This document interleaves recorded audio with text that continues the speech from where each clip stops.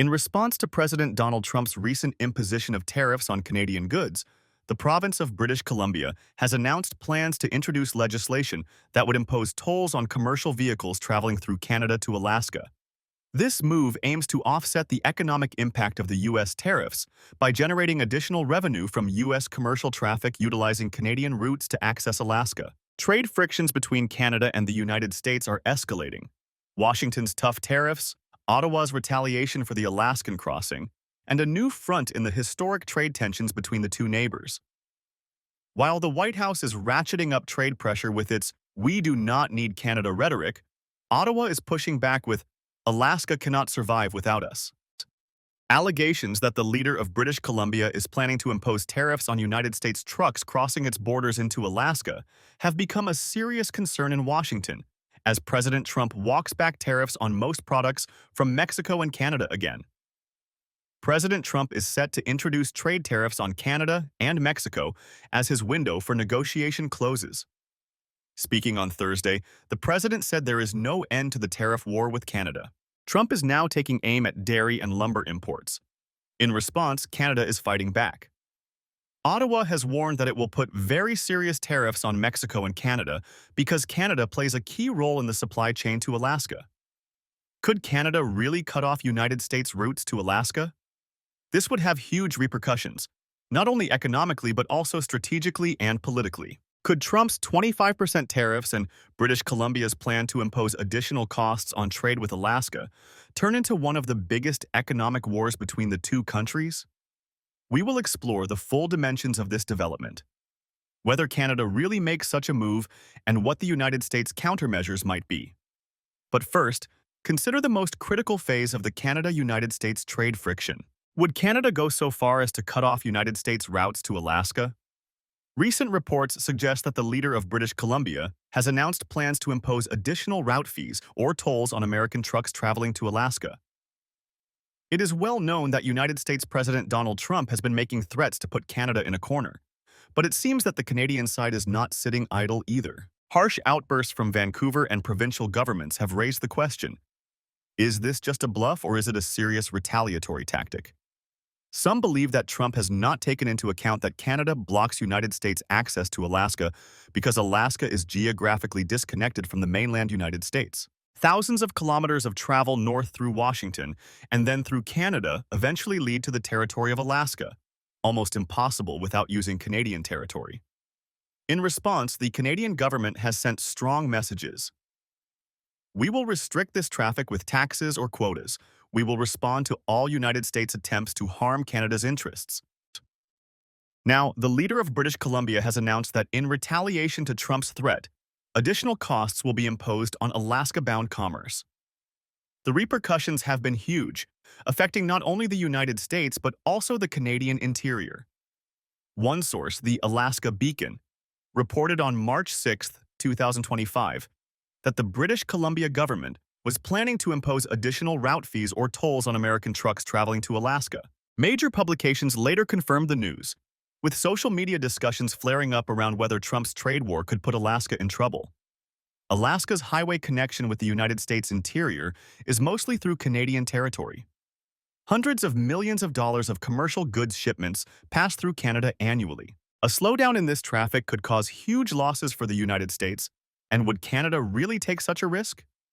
Or is it merely a tactic to strengthen its leverage at the negotiating table? Some believe this move is a response to the Trump administration's recent tariffs on Canada. It's important to remember that Canada is dependent on the United States for energy, agriculture, and industry. The United States president has challenged this dependency, but Canada claims that Alaska cannot survive without its territory. This showdown has opened a new front in United States-Canada relations. In 2025, there have been trade fights over automotive and agricultural products before, but rarely has an issue as sensitive as the Alaska route been on the agenda. Provincial initiatives like those in British Columbia are speaking directly. It remains to be seen how Trump will react if Canada takes such a step.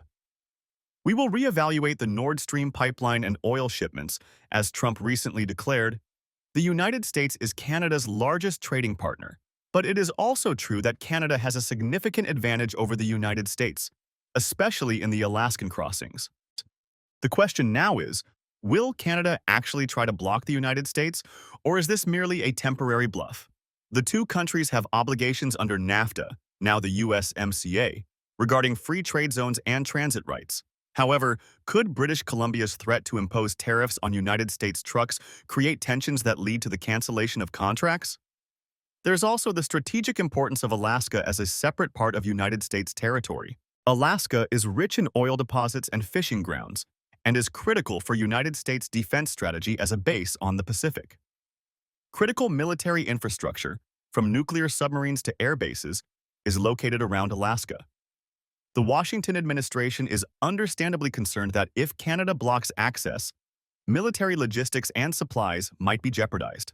Although it is possible to reach Alaska by sea, the supply chain accustomed to the comfort and speed of the highway would face very different costs. Canada's possible taxes could affect not only civilian trucks but also military supply routes, potentially becoming a serious national security issue for the United States. Going back to the British Columbia leader's statement, the move is seen as a response to Trump's threat to impose tariffs on Canadian agricultural products and oil. Some have long believed that we are bowing down to everything the United States wants, and that Canada must assert its own leverage. The pressure is mounting on both sides. On one hand, American media claim that Canada's move would hurt its own economy because restricting a route with an annual trade volume of billions of dollars would also hit Canadian commerce. For instance, vehicles traveling from the United States to Alaska spend money within Canada on roads, lodging, and more, contributing to the local economy. If every shipment incurs additional costs, that cost will eventually be passed on to American consumers. Alaska's famous seafood, for example, could end up costing more when shipped through taxed Canadian routes.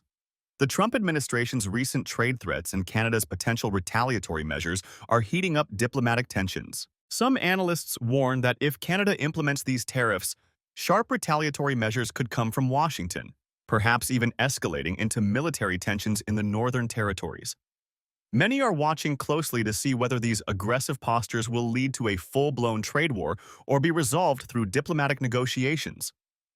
On the Canadian front, the leader of British Columbia stands out. If the United States comes to Canada with aggressive tariff threats, British Columbia has signaled that it will impose hefty fees on trucks heading to Alaska.